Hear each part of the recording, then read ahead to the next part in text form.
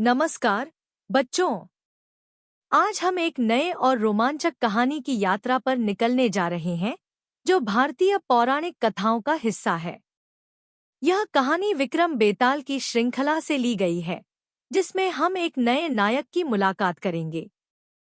हमारी कहानी शुरू होती है।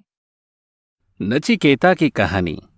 राजा विक्रमादित्य ने बेताल को पकड़ लिया और उसे पेड़ से नीचे उतार लिया। फिर से उसे अपने कंधे पर उठाकर यात्रा शुरू की। यात्रा शुरू करते ही बेताल ने विक्रमादित्य से कहा, हे राजन, रात के इस पहर में आकर मुझे ले जाने और बिना किसी डर के इस जंगल से गुजरने के आपके पराक्रम को देखकर मैं चकित हूं। अब जबकि हमें एक लंबा रास्ता तय करना है तो मैं आपको एक कहानी सुनाने जा रहा हूं जिससे हमारी यात्रा आसानी से कट जाएगी। बेताल ने कहा और एक कहानी सुनाना शुरू किया। बहुत पहले अमलापुरम के एक गांव में वासुदेव नाम के एक मुनि रहते थे। वे नेक दिल इंसान थे और सपने में भी कभी झूठ नहीं बोलते थे। उनका एक पुत्र था, नचिकेता। वो न केवल बुद्धिमान था बल्कि कई कौशलों में पारंगत भी था। उनके पिता उनके शिक्षक थे। वासुदेव को देवी की पूजा के लिए किए जाने वाले विशेष अनुष्ठान के बारे में पता चला। ये अनुष्ठान पूरे घर के लिए फलदायी होगा और वे जो भी काम करने की योजना बना रहे हैं वो सफलतापूर्वक पूरा होगा। लेकिन जो लोग इस अनुष्ठान की योजना बनाते हैं उन्हें अपनी धन और संपत्ति का दान करना पड़ता है।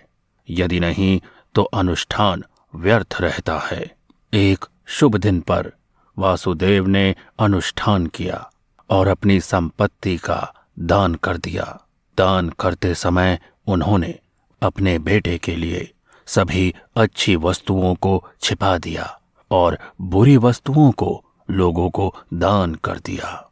कुछ दिनों के बाद वो राजा के पास गए और कहा, महाराज, मैं देवी के लिए एक विशेष अनुष्ठान कर रहा हूं और नियम के अनुसार मुझे दूसरों को कुछ दान करना होगा। तो क्या आप कृपया मुझे दान करने के लिए कुछ गायें देंगे? राजा ने उसका अनुरोध स्वीकार कर लिया। उसे कुछ गायें दी और उसे घर भेज दिया। वासुदेव ने उन गायों को लेकर अपने खेत में रख लिया। बाद में उन्होंने उन्हें दान भी कर दिया। लेकिन उनमें से उसने सबसे अच्छी गायों को चुना जो पर्याप्त दूध देती थी और उन्हें अपने बेटे के लिए अलग रख लिया और बूढ़ी गायों को दान कर दिया। एक दिन नचिकेता को अपने पिता के कुकर्मों के बारे में पता चला। हे भगवान, मेरे पिता अपने प्रेम के कारण अच्छी गायों को छिपा रहे हैं और बूढ़ी गायों को दान कर रहे हैं। अगर वो इसे जारी रखते हैं तो उन्हें इस अनुष्ठान से कोई लाभ नहीं होगा। उसने मन ही मन सोचा। वो अपने पिता के पास गया और कहा, पिताजी, आप जो अनुष्ठान कर रहे हैं वो बहुत प्रभावशाली है, लेकिन कृपया अनुष्ठान करते समय मेरे बारे में मत सोचिए। और वहां से चला गया। फिर भी वासुदेव ने नचिकेता की सलाह पर ध्यान नहीं दिया। उसने एक बार फिर अपने पिता के साथ तर्क करने की कोशिश की। पिताजी, आपने राजा से जो गायें ली है वे देवी के अनुष्ठान के लिए हैं। आप अच्छी गायों को अलग नहीं रख सकते। अगर आप ऐसा करते हैं तो लोग आपको झूठा करार देंगे। आप मुझसे कई बार कहा करते थे कि हमारे देश में झूठे लोग नहीं हैं। आप नैतिकता का प्रचार करते हुए गलतियां क्यों कर रहे हैं? ऐसा करने से आपको कोई लाभ नहीं होगा, लेकिन आप केवल पाप के भागीदार होंगे। नचिकेता ने कहा, मैं जैसा चाहूंगा वैसा करूंगा। मेरा दान मेरी इच्छा है।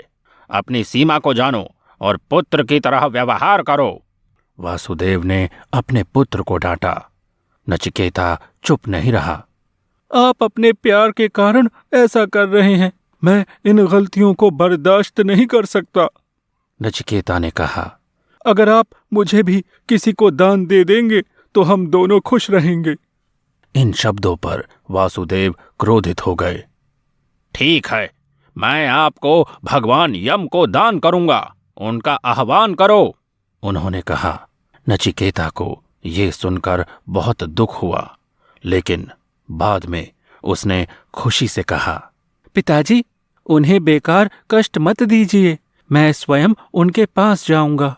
फिर आप अपनी इच्छा अनुसार खुशी खुशी दान कर सकते हैं। कृपया मुझे यमलोक जाने की अनुमति दें।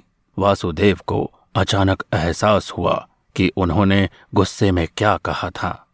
हे भगवान, ये मैंने क्या किया? मैंने कहा कि मैं अपने बेटे को यम के पास भेजूंगा। अगर मैं उसे रोक दूं तो मैं झूठा हो जाऊंगा। देवता मुझे शाप देंगे। अगर मैं उसे भेज देता हूं तो मैं अपना इकलौता बेटा खो दूंगा। मैं उसके बिना क्या करूंगा? मैं ये सब किसके लिए कर रहा हूं? ऐसा सोचकर उन्होंने नचिकेता को जाने की अनुमति नहीं दी।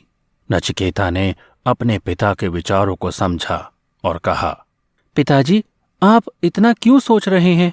कृपया मेरे लिए अपने प्यार को अलग रखें और जो मुझे कहना है उसे ध्यान से सुनें।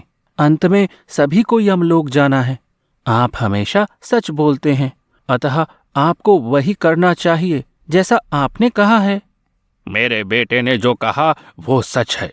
मनुष्य अपने परिवार के प्रति जो प्रेम और स्नेह दिखाते हैं वो उनके द्वारा की जाने वाली पूजा और उनके द्वारा बोले गए सत्य से अधिक नहीं है।